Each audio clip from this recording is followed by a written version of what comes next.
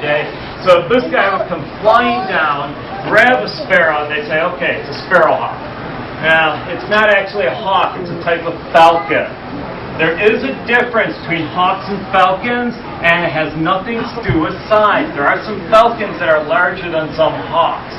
And what it has to do with is the way they're built to hunt. They will actually hunt with speed. Most hawks, not all hawks, but most hawks are built for strength. They're very strong birds. They hit their prey with force. I'm going to come walking right through there. Okay. That's awesome. Thank you. So this bird here actually hunts with speed. Does anyone know the fastest bird on the planet?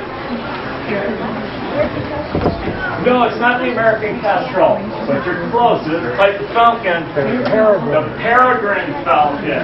The peregrine falcon has actually been clocked at speeds over 200 miles an hour.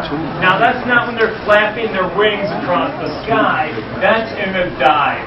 You see, these birds, when they're after their prey, they're built aerodynamic. They hold their wings up tight on their back, and they dive down at those top speeds. They once put a speed gun on one and clocked a peregrine at 214 miles an hour. That's pretty quick. Now, this little bird here can only go about 100 miles an hour, maybe a little bit faster than that. So they're not as fast as the peregrine, but they are still built for speed. Now, when this guy's hunting, he's very unique in the way he hunts. He actually hovers. He'll go up in the sky. Better watch out, you don't want the bird pooping out of your head. So, right here. The bird. So, when this guy's hunting, he will actually hover. He'll go up in the sky, he flaps his wings really fast, just holding in one spot. Now, sometimes he may lose altitude, then he flaps his wings really fast again. The whole time he's watching the sky, he's watching the ground. Once he sees movement, like that bird flying by or maybe a mouse on the ground, that's when he takes his wings, folds them up tight on his back, and does those dives at top speed. Now, if he's after a bird, he will grab it with the talons, grab onto the back. Sometimes I saw peregrine hunting once. The bird basically exploded that he hit. That's how fast they're going. But when they hit that bird, they grab with the talons. Those talons are very weak. They cannot kill with the talons. They take the beak, they grab the neck, and they snap the neck. Snap in the spinal cord. It's a quick and humane death. They have a notch. All falcons have a notch on their beak to help hold that beak or help hold the neck in place when they're snapping it. So they're very efficient hunters, all falcons. Now, let's say you see a small bird with a curved beak out in the wild, and you wonder, is that a hawk or is that a falcon? There are some small hawks out there. Look for what we call the Fu Manchu mustache, those black stripes coming down from the eyes. All falcons have those. In our areas, we have the kestrel falcon, which is the smallest, most colorful. We also have a Merlin falcon, a little bit taller than this guy. We do have peregrine falcons living in the cities, like Buffalo, Rochester, Olean. But we also have ear falcons, which are more of a woodland falcon. So there are several falcons, and all of them have that black stripe under the eye. Anyone know why they have that black stripe? I guess no one's going to watch the Super Bowl tomorrow because we have no football fans. What do you think? That's right. Tomorrow when you're watching the Super Bowl, all the guys are going to have that black stuff under their eyes, and that's to block the glare. Okay, when the sun is hitting their faces and it hits their cheek, it's going to shine up in their eyes and cause the glare. These guys, when they're hunting, they're diving down at those top speeds. They don't want to have a sudden flash of light glare in their eyes, and then they lose what they were after. So that actually blocks the sun. Now, this is actually a female. How do I know that? By color. It's kind of like a songbird. Most songbirds. With most songbirds, the female is more colorful than the male is more colorful than the female. This is a female. She has rusty red wings. She's got a little bit of red on the head, a little bit of blue, and she's got the splotchy belly. Now, if this was a male, he would have bright blue wings, more blue on the head, and the chest would be mostly white in color. So that's how you tell the difference between the two. Now, this is the most common bird of prey in North America, and everyone in this room has seen one, right? Yep. I'm not seeing everyone shaking their heads. Okay, you probably didn't realize it, but you have seen them.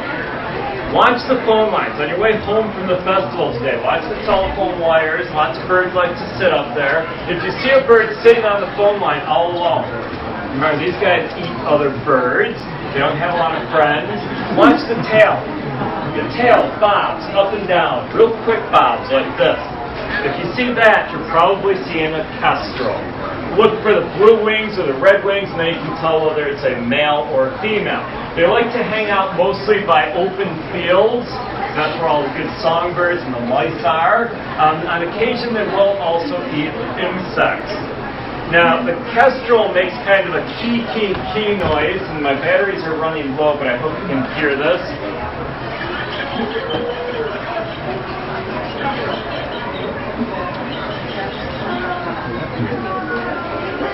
So if you hear that sound, you're hearing a kestrel in the area. Now you may wonder, well, this bird looks very healthy. She just spread her wings and flapped them. Obviously doesn't have a broken wing. Why not let her go in the wild? And to be honest with you, she is fully flighted. We could let her go in the wild, but the problem is someone would shoot her. What do you mean someone would shoot her? No one would shoot a beautiful bird like this. It's illegal. Well, actually, eventually the DEC would have to be called in. They would have to capture the bird and destroy it. The reason I say that is because this bird is imprinted. You see, someone gave me a call this past spring, and they told me that they found a bird. It fell out of the nest as a baby hawk. I went over to their house to get the baby hawk, discovering it was a falcon, it was the kestrel, and it wasn't really young. It didn't have all the downy feathers. It actually had a lot of its adult feathers already. When I questioned the lady thoroughly, because I knew she had it longer than just a couple of hours, she apparently finally fessed up, and she said that she had it for a couple of weeks. She was feeding it raw hamburger, which is not a balanced diet. The bird was gradually getting weaker because it didn't have the nutrition it needed. I took it home with me and got it nice and fattened up, got it healthy, but unfortunately, because this woman got it as a baby, first thing it did when it opened its eyes, it saw this lady and said, "You must be my mother." This bird doesn't think it's a bird, it thinks it's one of us. It thinks it's a human. And that's what we call imprinted. If we release this bird, it would constantly be going down to people, landing on their shoulders. She does that to me all the time. When I enter her cage, she'll fly over, land on my head sometimes, on my shoulder. If she was doing that to you, you'd think something's wrong with that bird. You would get startled, especially being a bird with a sharp pair of teeth. Eventually, the DEC would be called in. They would have to capture and destroy the bird. So that's why she cannot go back to the wild. She thinks she's one of us. Are there any questions about the kestrel? Must have done a good job. Steve's going to bring out and talk about the next bird. Go ahead, I'll walk around too. The next bird is actually one of the most common birds in our area. Oh, by the way, while he's bringing them out, the kestrel's numbers have gone down in recent years, and Buffalo Audubon and Jamestown Audubon jumped on board with Audubon New York. We are giving programs and building kestrel boxes to get their numbers back.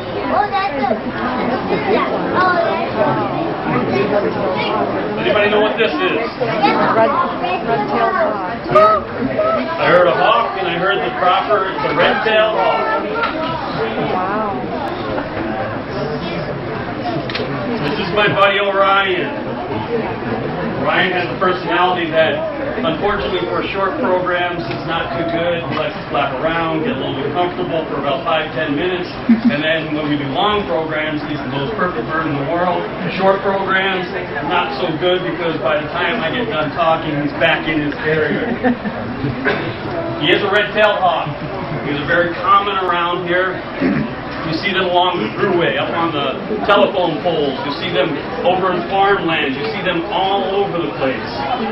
These were commonly known as chicken hawks because those that had chickens back in when you had your own farm and you prepared food for yourself and had to raise your own food, these guys would come down.